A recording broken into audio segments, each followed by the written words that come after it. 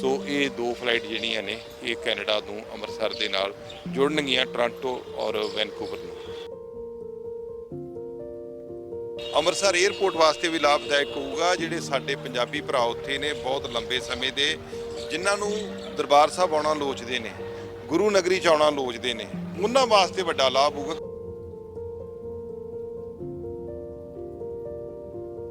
UK ਦੀਆਂ ਅੱਗੇ 5 flight ਸੀ, 3 Heathrow ਦੀਆਂ, 2 ਬਰਮਿੰਘਮ ਦੀਆਂ।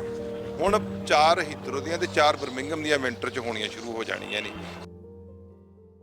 ਕੈਨੇਡਾ 'ਚ ਰਹਿਣ ਵਾਲੇ ਪੰਜਾਬੀ ਭਰਾਵਾਂ ਨੂੰ ਹੁਣ ਅੰਮ੍ਰਿਤਸਰ ਵਾਸਤੇ ਸਿੱਧੀ ਉਡਾਨ ਮਿਲ ਸਕੇਗੀ। ਤਾਂ ਇਸ ਦੀ ਅਨਾਉਂਸਮੈਂਟ ਅੱਜ ਜਿਹੜੀ ਹੈ ਅੰਮ੍ਰਿਤਸਰ ਤੋਂ ਮੈਂਬਰ ਪਾਰਲੀਮੈਂਟ ਗੁਰਜੀਤ ਸਿੰਘ ਔਜਲਾ ਵੱਲੋਂ ਕੀਤੀ ਗਈ ਨੇ। ਤਾਂ ਅੰਮ੍ਰਿਤਸਰ ਕਿਸ ਤਰੀਕੇ ਨਾਲ ਫਲਾਈਟ ਆਏਗੀ, ਸਾਡੇ ਨਾਲ ਐਮਪੀ ਗੁਰਜੀਤ ਔਜਲਾ ਜੀ ਮੌਜੂਦ ਨੇ। ਸਰ, ਬਹੁਤ ਵੱਡਾ ਪਿਛਲੇ ਲੰਬੇ ਸਮੇਂ ਤੋਂ ਇੰਤਜ਼ਾਰ ਸੀ ਕਿ ਆਖਿਰਕਾਰ ਕੈਨੇਡਾ 'ਚ ਪਿਛਲੇ ਲੰਬੇ ਸਮੇਂ ਤੋਂ ਪੰਜਾਬੀ ਬਹੁਤ ਰਹਿ ਰਹੇ ਸਨ, ਲੇਕਿਨ ਡਾਇਰੈਕਟ ਨਾ ਹੋਣ ਕਰਕੇ ਆ ਨਹੀਂ ਸੀ ਪਾਉਂਦੇ। ਦੇਖੋ, ਬਹੁਤ ਵੱਡੀ ਮੰਗ ਹੈ ਪੰਜਾਬੀ ਭਰਾਵਾਂ ਦੀ, ਜਿਹੜੇ ਭੈਣ ਭਰਾ ਉੱਥੇ ਬੈਠੇ ਨੇ ਕੈਨੇਡਾ 'ਚ, ਖਾਸ ਕਰਕੇ ਟੋਰਾਂਟੋ, ਵੈਨਕੂਵਰ, ਕਿ ਫਲਾਈਟਸ ਅੰਮ੍ਰਿਤਸਰ ਸਿੱਧੀਆਂ ਆਉਣੀਆਂ ਚਾਹੀਦੀਆਂ। ਸੋ ਮੇਰੀ ਕੋਸ਼ਿਸ਼ ਹੈ 17 ਤੋਂ ਮੈਂ ਜਿਹੜਾ ਜਦੋਂ ਦਾ ਮੈਂਬਰ ਪਾਰਲੀਮੈਂਟ ਬਣਿਆ, ਮੇਰੇ ਖਿਆਲ ਕਮ ਸੇ ਕਮ 5 ਤੋਂ 6 ਵਾਰ ਪਾਰਲੀਮੈਂਟ 'ਚ ਗੱਲ ਕਰ ਚੁੱਕੇ ਹਾਂ ਤੇ ਮੇਰਾ ਅਨੇਕਾਂ ਵਾਰੀ ਮਿਨਿਸਟਰ ਸਾਹਿਬਾਨ ਦੇ ਨਾਲ ਮੀਟਿੰਗ ਹੋਈਆਂ ਨੇ। ਇੱਥੋਂ ਤੱਕ ਕਿ ਉੱਥੋਂ ਦੇ ਮਿਨਿਸਟਰ ਸਾਹਿਬਾਨ ਨਾਲ ਵੀ ਗੱਲਬਾਤ ਕਰਦੇ ਰਹੇ ਹਾਂ ਜਾ ਕੇ। ਔਰ ਹੁਣ ਉਹਨੂੰ ਜਿਹੜਾ ਬੂਰ ਪੈਣਾ ਸ਼ੁਰੂ ਹੋਇਆ ਹੈ। ਇੱਕ ਤੇ ਰਾਇਲ ਕੈਨੇਡਾ ਜਿਹੜੀ ਕੈਨੇਡੀਅਨ 에ਅਰਲਾਈਨ ਚਾਰਟਰਡ ਹੈ, ਇੱਕੋ ਆ ਰਹੀ ਹੈ। ਮੈਂ ਤੁਹਾਨੂੰ ਪਤਾ ਭਗਵੰਤ ਮਾਨ ਜੀ ਨੂੰ ਪਿੱਛੇ ਮਿਲ ਕੇ ਆਇਆ ਸਾਂ। ਮੈਂ ਉਹ ਚਾਹੁੰਦੇ ਸੀ ਮੋਹਾਲੀ ਤੋਂ ਚੱਲੇ। ਉਹਨਾਂ ਨੂੰ ਮੈਂ ਕਿਹਾ ਸੀ ਤੁਸੀਂ 4 ਦਿਨ ਮੋਹਾਲੀ ਕਰ, 4 ਦਿਨ ਮੋਹਾਲੀ ਜਾਂ 3 ਦਿਨ ਮੋਹਾਲੀ ਜਾਂ 3 ਦਿਨ ਅੰਮ੍ਰਿਤਸਰ, 4 ਦਿਨ ਅੰਮ੍ਰਿਤਸਰ, ਕੁਛ ਇਹ ਤਰੀਕੇ ਨਾਲ ਚਲਾ ਲਓ। ਅੱਧੇ ਦਿਨ ਉੱਥੇ ਆ ਜਾਏ, ਅੱਧੇ ਦਿਨ ਇੱਥੇ ਚਲੇ ਜਾਏ। ਸੋ ਮੰਨ ਗਏ ਸੀ।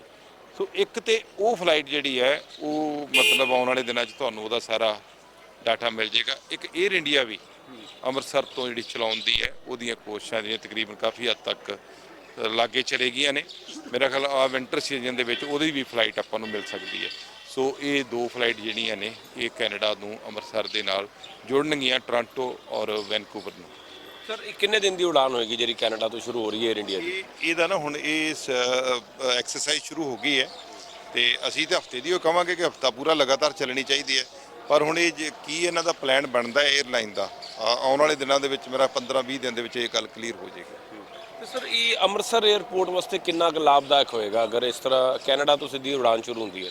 ਅੰਮ੍ਰਿਤਸਰ 에ਅਰਪੋਰਟ ਵਾਸਤੇ ਵੀ ਲਾਭਦਾਇਕ ਹੋਊਗਾ। ਜਿਹੜੇ ਸਾਡੇ ਪੰਜਾਬੀ ਭਰਾ ਉੱਥੇ ਨੇ ਬਹੁਤ ਲੰਬੇ ਸਮੇਂ ਦੇ, ਜਿਨ੍ਹਾਂ ਨੂੰ ਦਰਬਾਰ ਸਾਹਿਬ ਆਉਣਾ ਲੋਚਦੇ ਨੇ, ਗੁਰੂ ਨਗਰੀ 'ਚ ਆਉਣਾ ਲੋਚਦੇ ਨੇ, ਉਹਨਾਂ ਵਾਸਤੇ ਵੱਡਾ ਲਾਭ ਹੋਊਗਾ। ਕਿਉਂਕਿ ਬੜਾ ਲੰਬਾ ਸਮਾਂ ਲੱਗਦਾ ਦਿੱਲੀ ਉਤਰ ਕੇ ਫਿਰ ਵਾਪਸ ਇੱਥੇ ਆਉਣ ਦੇ। ਮਤਲਬ ਤੁਸੀਂ ਸਮਝ ਲਓ ਕਿ 에ਅਰਪੋਰਟ ਦਿੱਲੀੋਂ ਕੈਨੇਡਾ ਤੋਂ ਚੱਲ ਕੇ ਤੁਸੀਂ 20 ਘੰਟਿਆਂ 'ਚ ਕਰੀਬ ਘਰੋਂ ਚੱਲ ਕੇ, ਕਿਉਂਕਿ 14 ਘੰਟੇ ਦੀ ਫਲਾਈਟ ਗਿਣ ਲਓ, 14 ਜਾਂ 15 ਘੰਟੇ, ਤੇ 2-3 ਘੰਟੇ ਹੋਰ ਰਸਤੇ 'ਚ ਇੱਧਰ ਜਾਂ ਇੱਧਰ ਲਾ ਲਵੇ। ਅੱਗੇ ਘੱਟੋ ਘੱਟ ਨਹੀਂ ਤੇ 30-35 ਘੰਟੇ ਲੱਗਦੇ ਨੇ ਇੱਥੇ ਪਹੁੰਚਣ ਤੇ, ਔਰ ਖੱਜਲ ਖੁਆਰੀ ਵੱਖਰੀ। ਫਿਰ ਆਪਣੇ ਘਰ ਨਾਲ ਦਾ ਤੇ ਮਜ਼ਾ ਨਹੀਂ ਨਾ ਜਦੋਂ ਆਪਣੇ ਘਰ ਹੀ ਉਤਰ ਜਾਓ। ਸੋ ਉਹਨਾਂ ਵਾਸਤੇ ਬੜੀ ਲਾਭਦਾਇਕ ਹੋਊਗੀ ਅੰਮ੍ਰਿਤਸਰ ਵਾਸਤੇ, ਕਿਉਂਕਿ ਅੰਮ੍ਰਿਤਸਰ ਟੂਰਿਜ਼ਮ ਦੀ ਹੱਬ ਹੈ, ਟੂਰਿਸਟ ਹੱਬ ਹੈ। ਸੋ ਟੂਰਿਸਟ ਜਦੋਂ ਇੱਥੇ ਆਉਂਦੇ ਨੇ, ਵੱਧ ਤੋਂ ਵੱਧ ਆਉਂਦੇ ਨੇ, ਤੇ ਸਾਡੇ ਸਾਰੇ ਵਰਗਾਂ ਨੂੰ ਬਹੁਤ ਲਾਭ ਹੁੰਦਾ ਹੈ। ਕਿਉਂਕਿ ਜੇ ਇੱਕ ਹੋਟਲ ਚੱਲਣਾ ਹੈ, ਕਿਸੇ ਨੇ ਟੈਕਸੀ ਚਲਾਉਣੀ ਹੈ, ਕਿਸੇ ਦਾ ਹੋਟਲ ਰੈਸਟੋਰੈਂਟ ਚੱਲਣਾ ਹੈ, ਹਰ ਬੰਦੇ ਨੂੰ ਇਹ 'ਚ ਰੁਜ਼ਗਾਰ ਮਿਲਦਾ ਹੈ। ਪਾਰਟੀਕਲ ਕੈਨੇਡਾ ਦੀ ਗੱਲ ਕੀਤੀ ਜਾਵੇ ਤਾਂ ਕੈਨੇਡਾ ਦਾ ਸੈਗਮੈਂਟ ਕਿੰਨਾ ਕੁ ਵੱਡਾ? ਕਿਉਂਕਿ ਅਸੀਂ ਗੱਲ ਕਰਨੇ ਆ ਕਿ ਇੰਗਲੈਂਡ ਦੇ ਨਾਲ ਤੇ ਲੰਬੇ ਸਮੇਂ ਤੋਂ ਜੁੜੇ ਆ, ਕਿਉਂਕਿ ਬਹੁਤ ਸਾਰੀ ਫਲਾਈਟ ਬਰਮਿੰਘਮ ਜਾ ਰਹੀਆਂ ਨੇ, ਬਟ ਦੁਬਈ ਨਾਲ ਵੀ ਜੁੜਿਆ ਨੇ। ਪਰ ਕੈਨੇਡਾ ਦਾ ਸੈਗਮੈਂਟ ਕਿੰਨਾ ਕੁ ਫਾਇਦੇਮੰਦ ਹੋਏਗਾ? ਬਹੁਤ ਫਾਇਦੇਮੰਦ ਹੋਏਗਾ। ਦੇਖੋ, ਕੈਨੇਡਾ ਇਸ ਵੇਲੇ ਜਿਹੜਾ ਪਿਛਲੇ ਸਮੇਂ ਦੇ ਵਿੱਚ ਆਬਾਦੀ ਬਹੁਤ ਵਧੀ ਹੈ ਪੰਜਾਬੀਆਂ ਦੀ ਉੱਥੇ, ਕਿਉਂਕਿ ਆਈਲੈਟਸ ਤੋਂ ਬਾਅਦ ਬੜੇ ਬੱਚੇ ਸਾਡੇ ਜਿਹੜੇ ਉੱਥੇ ਸੈਟਲ ਹੋ ਗਏ ਨੇ ਪਿਛਲੇ 7-8 ਸਾਲਾਂ ਦੇ ਵਿੱਚ। ਸੋ ਇਸ ਵੇਲੇ ਉੱਥੇ ਆਬਾਦੀ ਬਹੁਤ ਹੈ ਔਰ ਉੱਥੋਂ ਸਭ ਤੋਂ ਵੱਡਾ ਲਾਭ ਸਾਨੂੰ ਹੋਏਗਾ। ਔਰ ਮੈਂ ਤੁਹਾਨੂੰ ਹੋਰ ਦੱਸਦਾ, ਤੁਸੀਂ ਜ਼ਿਕਰ ਕੀਤਾ ਯੂਕੇ ਦਾ, ਯੂਕੇ ਦੀਆਂ ਅੱਗੇ 5 ਫਲਾਈਟ ਸੀ, 3 ਹੀਥਰੋ ਦੀਆਂ, 2 ਬਰਮਿੰਘਮ ਦੀਆਂ। ਹੁਣ 4 ਹੀਥਰੋ ਦੀਆਂ ਤੇ 4 ਬਰਮਿੰਘਮ ਦੀਆਂ ਵਿੰਟਰ 'ਚ ਹੋਣੀਆਂ ਸ਼ੁਰੂ ਹੋ ਜਾਣੀਆਂ ਨੇ। 에ਅਰ ਏਸ਼ੀਆ ਨਾਲ ਗੱਲਬਾਤ ਹੋ ਗਈ ਹੈ, ਸ਼ਾਇਦ ਉਹ ਵੀ ਆਸਟ੍ਰੇਲੀਆ, ਨਿਊਜ਼ੀਲੈਂਡ ਨੂੰ ਉਹਨਾਂ ਮਾਰਚ ਤੱਕ ਕਿਹਾ, ਪਰ ਅਸੀਂ ਉਹਨਾਂ ਨੂੰ ਕੋਸ਼ਿਸ਼ ਕਰ ਰਹੇ ਕਿ ਇਸ ਦਸੰਬਰ ਦੇ ਵਿੱਚ ਜਾਂ ਜਨਵਰੀ ਦੇ ਵਿੱਚ ਉਧਰ ਨੂੰ ਵੀ ਫਲਾਈਟ ਚਲਾ ਦੇਣ। ਤੇ ਬਾਕੀ ਹਜੂਰ ਸਾਹਿਬ ਦੀ ਜਿਹੜੀ ਮੇਨ ਫਲਾਈਟ ਹੈ ਜਿਹੜੀ ਕੈਂਸਲ ਹੋਈ ਹੈ, ਉਹਦੇ ਤੇ ਵੀ ਅਸੀਂ ਕੋਸ਼ਿਸ਼ ਕਰ ਰਹੇ ਕਿ ਜਲਦੀ ਸ਼ੁਰੂ ਹੋਵੇ। ਸੋ ਵੱਖ-ਵੱਖ 에ਅਰਲਾਈਨ ਨਾਲ ਗੱਲ ਕੀਤੀ ਹੈ, ਸ਼ਾਇਦ 에ਅਰ ਇੰਡੀਆ ਹਜੂਰ ਸਾਹਿਬ ਵਾਲੀ ਫਲਾਈਟ ਨੂੰ ਦੁਬਾਰਾ ਸ਼ੁਰੂ ਕਰੇਗਾ। ਔਰ ਜਿੰਨੀਆਂ ਡੋਮੈਸਟਿਕ ਫਲਾਈਟ ਨੇ ਉਹਨਾਂ ਦੇ ਬਾਰੇ ਵੀ ਅਸੀਂ ਗੱਲਬਾਤ ਚਰਚਾ ਕੀਤੀ ਹੈ।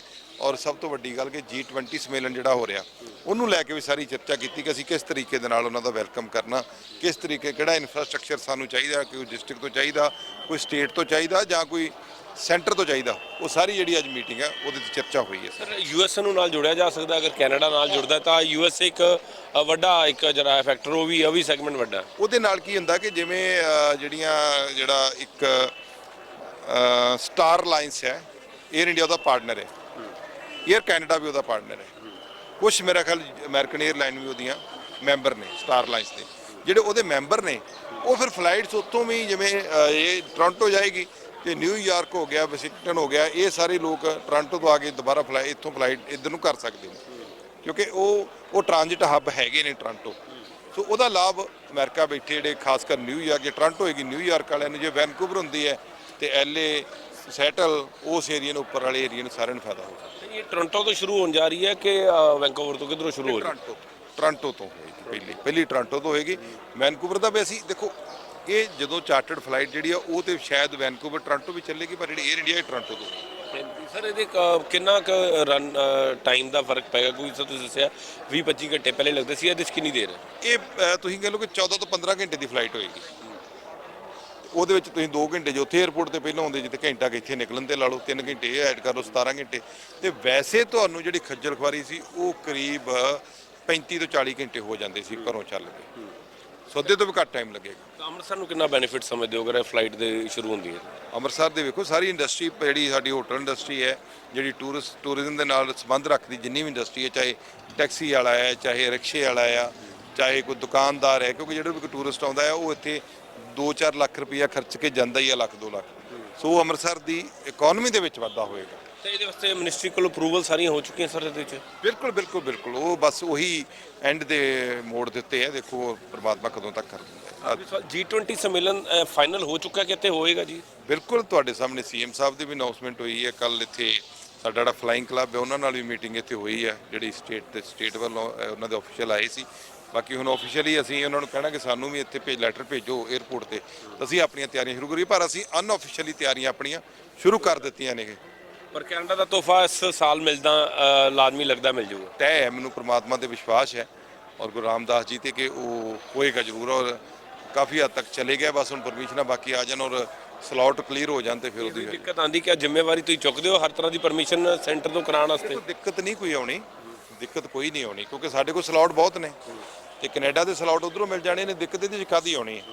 ਹਾਂ, ਹੁਣ ਜਿਹੜੀਆਂ 에ਅਰਲਾਈਨ ਜਿਹੜੀਆਂ ਆ ਰਹੀਆਂ ਨੇ ਉਹ ਸਟੈਂਡ ਰਹਿਣ, ਉਹ ਕਹਿਣ ਵੀ ਹਾਂ ਠੀਕ ਹੈ ਅਸੀਂ ਪਹੁੰਚਾਂਗੇ।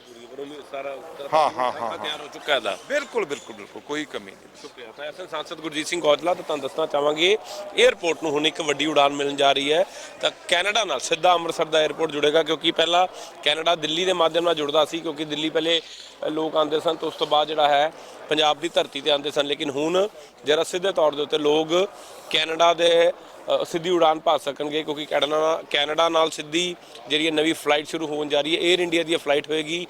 ਫਿਲਹਾਲ ਕਿੰਨੇ ਦਿਨ ਚੱਲੇਗੀ ਇਹਦੇ ਬਾਰੇ ਹਾਲੇ ਕੋਈ ਡਿਟੇਲ ਨਹੀਂ ਹੈ, ਲੇਕਿਨ ਕੇਂਦਰ ਸਰਕਾਰ ਵੱਲੋਂ ਇਸ ਮਾਮਲੇ 'ਚ ਸਹਿਮਤੀ ਪ੍ਰਗਟਾਈ ਜਾ ਚੁੱਕੀ ਹੈ। 에ਅਰਲਾਈਨਸ ਕੰਪਨੀਆਂ ਇਸ ਮਾਮਲੇ 'ਚ ਆਪਣਾ ਪ੍ਰਤੀਕਰਮ ਦੇ ਚੁੱਕੀਆਂ ਨੇ ਤੇ ਅੱਜ ਇਸ ਦਾ ਐਲਾਨ ਜਿਹੜਾ ਹੈ ਅੰਮ੍ਰਿਤਸਰ ਤੋਂ ਸਾਂਸਦ ਗੁਰਜੀਤ ਸਿੰਘ ਔਜਲਾ ਨੇ ਵੀ ਕੀਤਾ। ਤਾਂ ਉਹਨਾਂ ਨੇ ਕਿਹਾ ਆਉਣ ਵਾਲੇ ਸਮੇਂ G20 ਸੰਮੇਲਨ ਵੀ ਹੋਏਗਾ ਤਾਂ ਉਸ ਦੇ ਵਿੱਚ ਵੀ ਜਿਹੜੀ ਤਿਆਰੀਆਂ ਕੀਤੀ ਜਾਣੀ ਉਹਨਾਂ ਦੀ ਪੂਰੀ ਜ਼ਿੰਮੇਵਾਰੀ ਉਹ ਖੂਬ ਨਿਭਾਉਂਦੇ ਹੋਏ ਨਜ਼ਰ ਆਉਣਗੇ। ਲੇਕਿਨ ਕੈਨੇਡਾ ਦੇ ਨਾਲ ਹੁਣ ਅੰਮ੍ਰਿਤਸਰ ਸਿੱਧੇ ਤੌਰ ਤੇ ਜੁੜਦਾ ਨਜ਼ਰ ਆਏਗਾ।